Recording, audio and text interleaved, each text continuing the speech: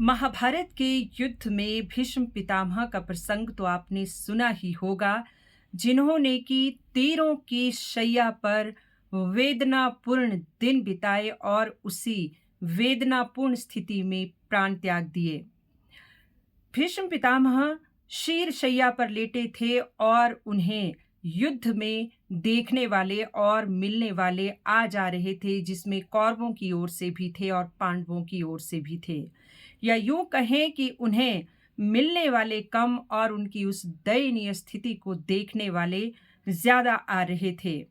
तो ऐसे में श्री कृष्ण भी पितामह से मिलने आते हैं और पितामह को जब वो अपनी ओर आता देखते हैं तो बड़ी मुश्किल से हंसते हुए कहते हैं कि आइए जगन्नाथ आइए, क्या आप मुझे बताएंगे? आप तो सर्वज्ञाता हैं कि मेरे कौन से पाप कर्म की सजा मुझे मिल रही है। तो श्री कृष्ण मुस्कुराते हैं और कहते हैं कि पितामह, आप स्वयं सर्वज्ञाता हैं। जरा आप खुद ही झांक लीजिए पूर्व जन्म में कि आपसे कहीं कोई गलती तो नहीं हुई है। तो भीष्म पितामह कहते हैं कि हे जगदीश्वर, मैं यहाँ शीर शैया पे लेटे लेटे और कर भी क्या सकता हूँ, यही तो कर कर रहा हूँ और अपने पूर्व के 100 जन्म अब तक मैं देख चुका हूँ।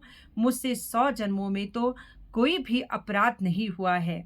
तो श्री कृष्ण कहते हैं कि अभी और कुछ पीछे जाइए, हो सकता है कुछ मिल जाए।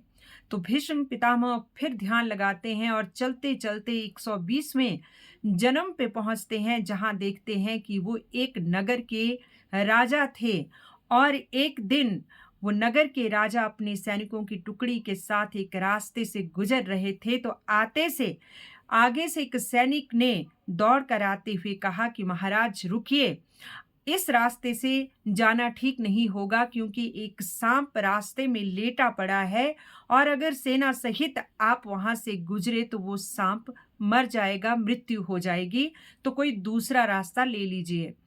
तो वो राजा कहते हैं, जो कि भीष्म पितामह थे पूर्व जन्म में, कि सैनिक, मुझे तनिक जल्दी है और अगर दूसरे रास्ते से गए तो बहुत देर हो जाएगी। तुम ऐसा करो कि उस सांप को एक और लकड़ी के डंडे से साइड में कर दो ताकि हम यहाँ से गुजर सकें। वो सैनिक तुरंत लौटा, जी महाराज कह के, लेकिन उसने सांप को वहां से हटाया तो हटाया, लेकिन बड़ी बेदर्दी से उसके जिस्म में तीर की नोक से उसे उठाया और बेपरवाह होके लापरवाही से पास की झाड़ियों में फेंक दिया, जो पहले से ही बहुत कंटीली थी। वो सर्प एक तो पहले ही तीर की वेदना से बहुत अ, आहत हुआ था, उस पर उसको कांटों की झाड़ियों में फेंक दिया सैनिक ने और उसके शरीर में सारे कांटे जो हैं वो चुभ गए। उस सांप ने जितना उन कांटों से बाहर निकलने की कोशिश की, उतने वो कांटे उसमें धंसते गए। सांप के शरीर से लहू निकलने लगा, जिसे आसपास से चींटियां इकट्ठे होकर उस लहू को खाने लगी, उसका भक्षण करने लगी और धीरे धीरे कई दिनों तक वो सांप उन्हीं कांटों पे पड़ा रहा और असहनीय वेदना के साथ उसने अपने प्राण त्यागे। तो भीष्म पितामह ने देखा कि आहा, इस जन्म की सजा मुझे मिल रही है, तो हे जगदीश्वर, ये तो अपराध मुझसे हुआ ही नहीं। ये सांप तो मेरे सैनिक ने उन कांटों की झाड़ियों में फेंका, तो मुझे क्यों इतनी वेदनापूर्ण ये मृत्यु मिल रही है? तो श्री कृष्ण कहते हैं कि पितामह, कि अपराध चाहे तुमसे हुआ हो या आपके किसी आदेश पे हुआ हो, अपराध तो अपराध ही होता है, चाहे आपने जाने में किया या अनजाने में किया, लेकिन आदेश आपका था। इसलिए सैनिक ने तो आपको पहले ही चेताया था कि इस रास्ते से नहीं जाइए, लेकिन आप माने नहीं, उसे कहा कि सर्प को हटाइए। ये बुद्धि सैनिक की थी कि वो जैसे मर्जी हटाता, वो केवल आदेश का पालन कर रहा था, इसलिए इसकी सजा तो आपको मिलनी ही थी। तो भीष्म पितामह कहते हैं कि 120 वर्षों बाद आज मुझे ये सजा मिल रही है। तो कृष्ण मुस्कुराते हैं कि कहते हैं कि पितामह, तुम्हारे पुण्य का प्रारब्ध इतना प्रबल था कि अभी तक आपके पाप का उदय ही नहीं हो पा रहा था। अब आपका पुण्य क्षीण हो गया, तो आपका ये पाप कर्म भले ही 120वें जन्म पहले की बात है, आज उदय हो गया और इसकी वेदना आपको झेलनी पड़ रही है।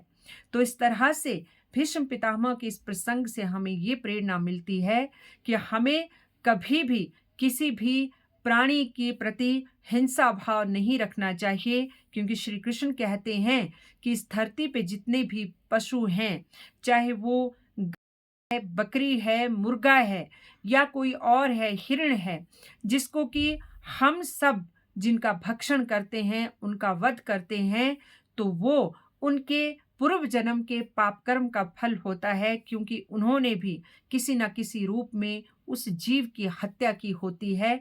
तो इसीलिए सावधान रहें, जीव हत्या से, पाप कर्म से जाने में तो करे ही ना, कोशिश करें अनजाने में भी किसी को ऐसा कोई आदेश ना दें जिसका फल आपको व्यर्थ ही चुकाना पड़े। आज के लिए बस इतना ही। जय हिंद, जय सनातन।